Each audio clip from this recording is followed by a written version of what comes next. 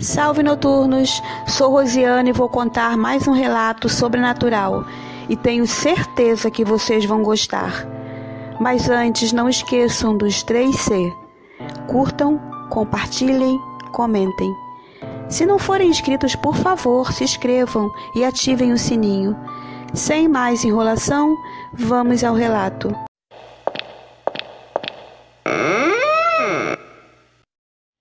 Meu nome é José Rafael Moreira. Tenho 43 anos e há 2 trabalho como motorista de aplicativo. Comecei nesse emprego por conta da pandemia. Como muitos brasileiros, fui demitido da empresa onde trabalhava há 15 anos. Como tenho esposa e filho que ainda dependem de mim, resolvi me arriscar como Uber. Assim não ficaríamos dependendo somente do salário da minha esposa. Eu, assim como Renata, minha esposa, estávamos muito preocupados com a segurança, pois não sabíamos como seria trabalhar na rua à noite.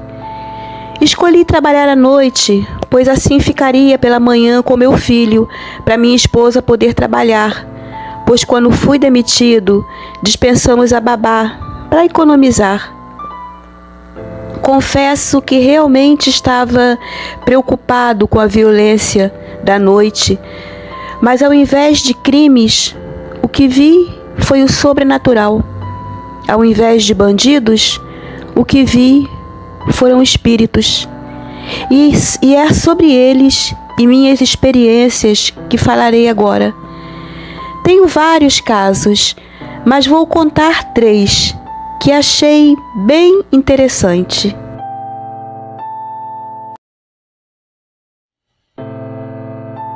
Atendi um chamado para um certo endereço. Eram 7 horas da noite. Cheguei no endereço, que era uma casa muito bonita, com um belo jardim na frente. Cheguei, fiquei uns instantes esperando, e como não apareceu ninguém, resolvi fazer o que é de praxe. Liguei para avisar que já estava ali. E qual não foi minha surpresa quando o telefone tocou bem atrás de mim. Levei um baita de um susto. Me virei e vi sentada no banco de trás uma moça, bem jovem. Ela estava segurando o telefone com um sorriso divertido me olhando. Dei um grito assustado e disse: "Nossa, moça, nem te vi entrar." Ela nada disse, só ficou me olhando com aquele sorriso debochado. Fiquei muito irritado, dei partida no carro e, segundo constava, ela ficaria em um bairro chamado Vaz Lobo, aqui no Rio. Seguimos sem trocar uma palavra.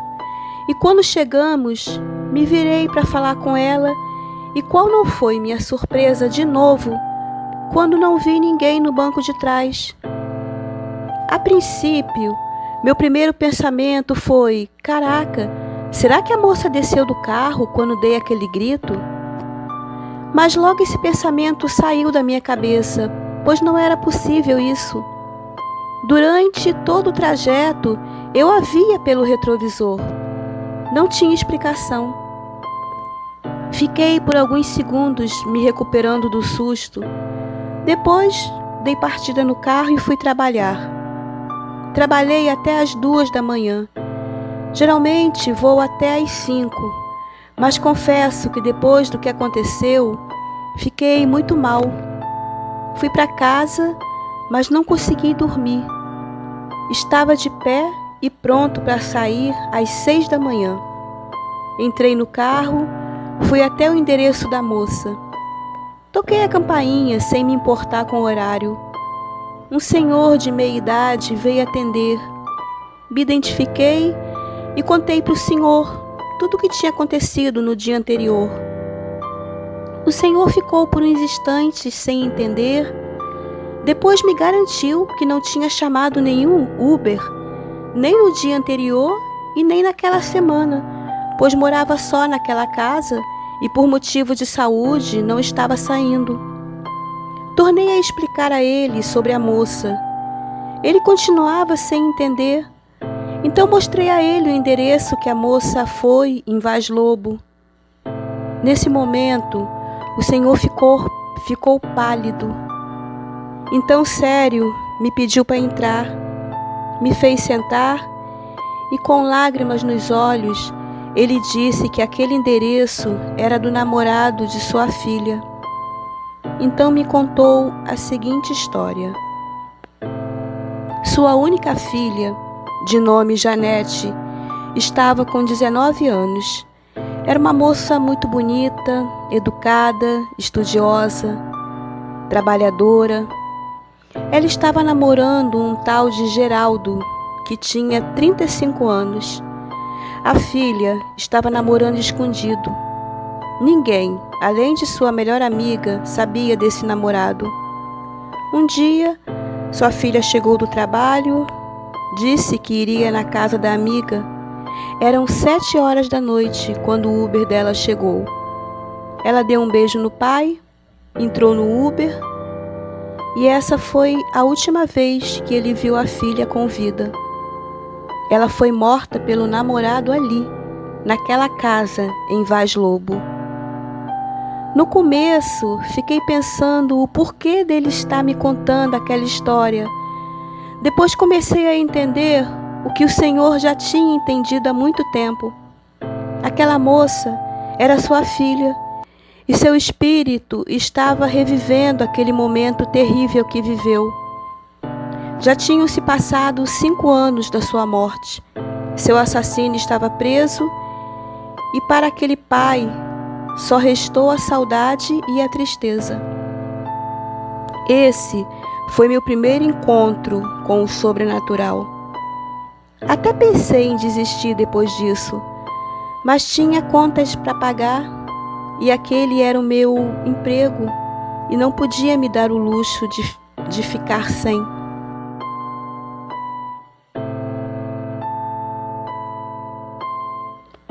Era uma sexta-feira, já passava das 5 da manhã, quando recebi um chamado em um endereço no bairro do Valqueire.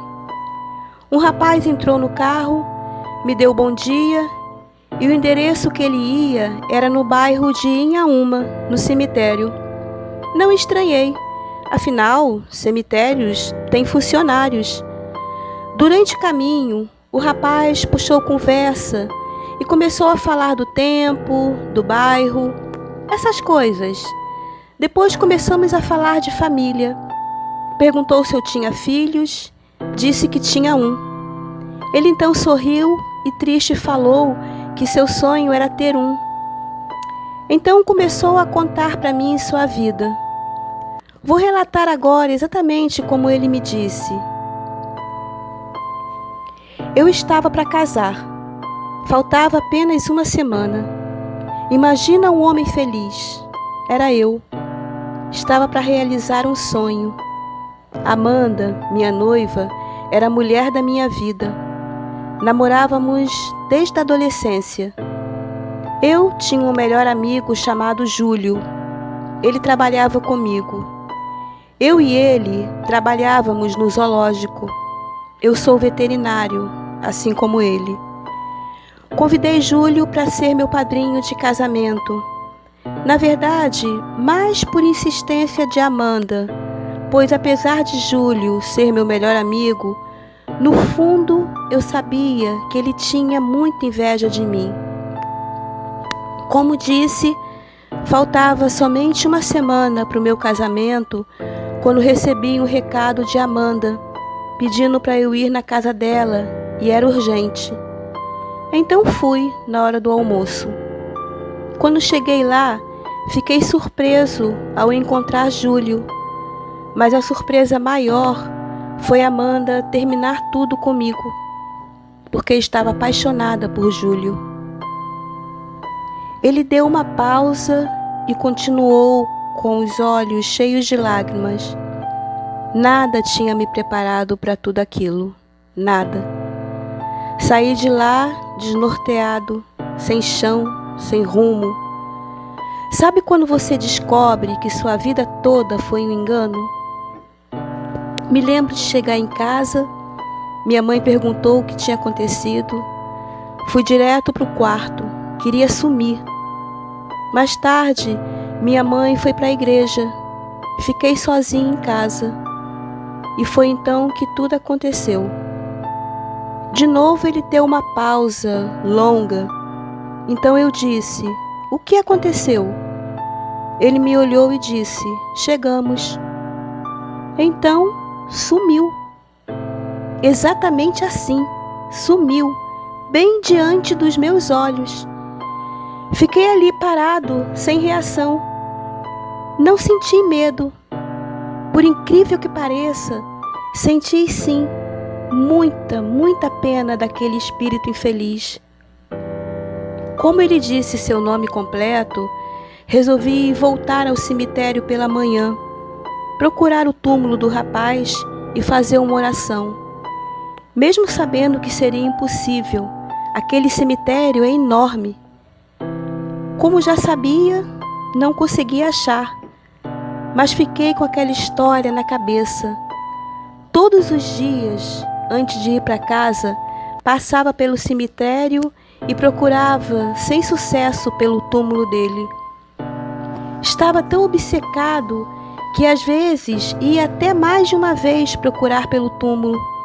Procurava entre os túmulos mais antigos, pois a aparência do rapaz, a roupa que ele usava, dava a impressão que ele era bem antigo. Fiquei tão obcecado que chegava em casa pela manhã, levava meu filho para a escola e, ao invés de dormir, ia para o cemitério. E antes de começar a trabalhar, também ia lá. Minha esposa começou a ficar preocupada comigo, pois eu estava mesmo obcecado. Eu não conseguia explicar por que estava fazendo isso. Apenas fazia.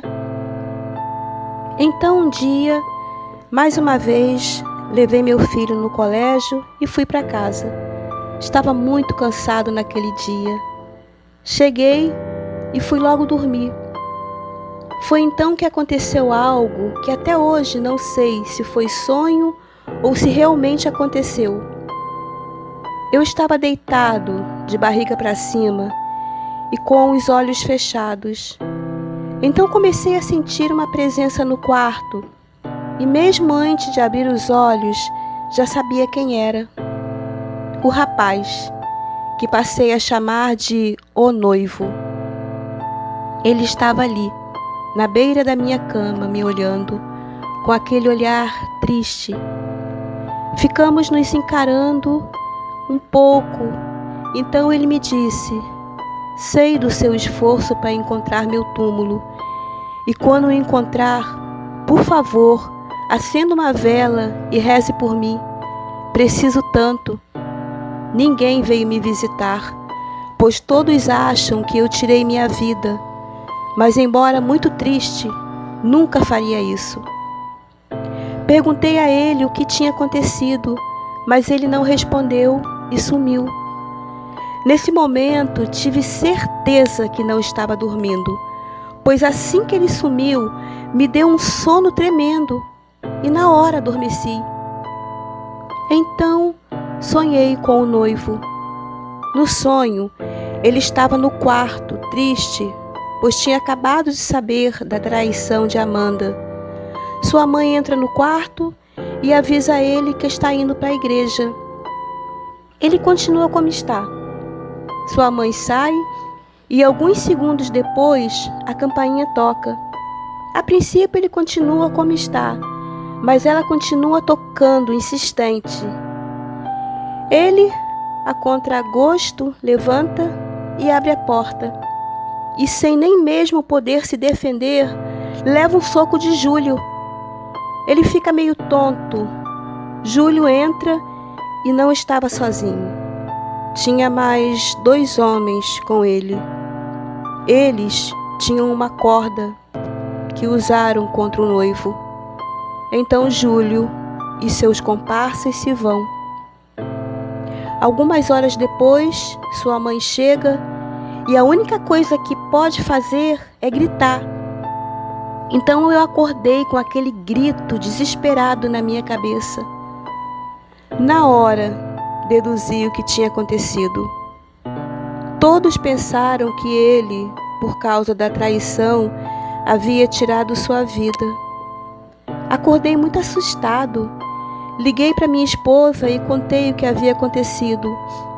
Combinamos de ir mais tarde no centro espírita que ela frequentava. Eu não era espírita, mas respeitava a religião de minha esposa. Lá, os médiuns invocaram os espíritos do noivo, o da Amanda e também do Júlio. Amanda clamou pelo perdão do noivo, que a perdoou. Ambos fizeram a passagem, mas Júlio infelizmente não foi. Cada espírito tem seu tempo e o dele ainda chegaria. No centro, fiquei sabendo que todos viveram na década de 30. O noivo, antes de ir, me agradeceu por tirá-lo do sofrimento em que se encontrava. Todos precisavam saber que ele não tirou a própria vida. Não julguei nenhum deles. Deixei que a espiritualidade julgasse cada um segundo o seu merecimento. Descobri naquele dia que sou médium e que precisava trabalhar minha mediunidade, mas não me sinto pronto ainda. No dia seguinte, fui de novo no cemitério e automaticamente me deparei com o túmulo. Acendi uma vela para ele e fiz uma oração. Espero que o noivo esteja bem e em paz. Durante todo o relato, fiz questão de não falar o nome dele. Optei por chamá-lo de noivo, em respeito à sua história, pois seu nome e retrato ainda estão no cemitério.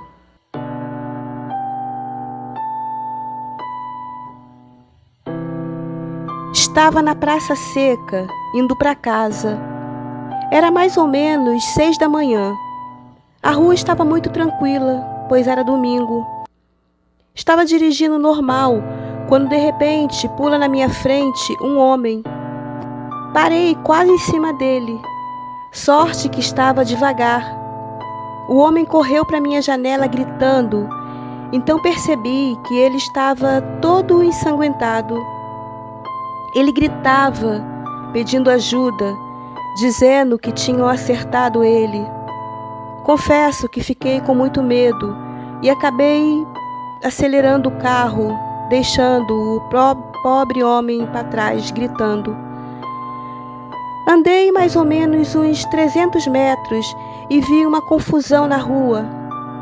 Dava para perceber que tinha alguém caído e várias pessoas em volta. Dei uma meia parada no carro, achando que tinha sido atropelamento. Quando cheguei em casa, ainda contei para minha esposa do homem ensanguentado e também do pobre atropelado. Minha esposa foi com meu filho na casa da mãe dela e eu fui dormir. Mais tarde, assistindo o jornal local, fiquei sabendo que não tinha sido atropelamento e sim assalto. Roubo de carro seguido de morte. E a foto do morto que estava caído era o mesmo homem que me abordou pedindo socorro, dizendo que haviam acertado ele. Ali eu me convenci que realmente sou médium e resolvi finalmente frequentar o centro para aprender a me defender de todos esses ataques de espíritos, pois sigo trabalhando à noite e posso dizer, sem sombra de dúvida, que trabalhar à noite e na rua não é para qualquer um. Tenho muitos outros relatos que vou mandando aos poucos. Obrigada, Rosiane. Minha esposa Renata te manda um beijo de luz. Muito obrigada. Fiquem com Deus. Beijos de luz. Tchau, noturnos.